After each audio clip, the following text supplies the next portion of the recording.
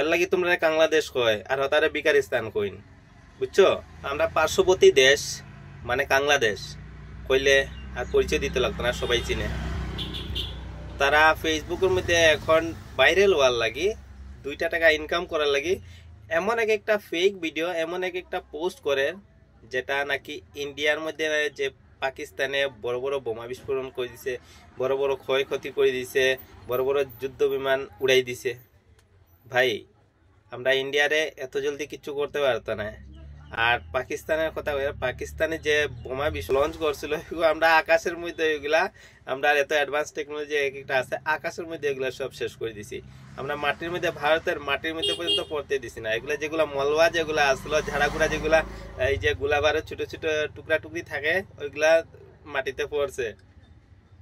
আমরা দেশ কোনো জাত ক্ষতি হয়েছে না ভাই, তোমরা ইটালিয়া টেনশন করিয়ে না। আমরা দেশ তারার ভালা করিয়া সবক শিখাইয়ার। আর তোমরা কি তারে ফেক ভিডিও কিতা বানাও, একটু লজ্জা শরম করো। আর যেটা ভিডিও তোমরা পোস্ট করো, আমি সামনে স্ক্রিনশট দিয়ে দিছি, ফেক ভিডিও যেটা বানাও, এটা ইউক্রেন আর তামাসের ভিডিও, এটা পোস্ট কিতা করো রে।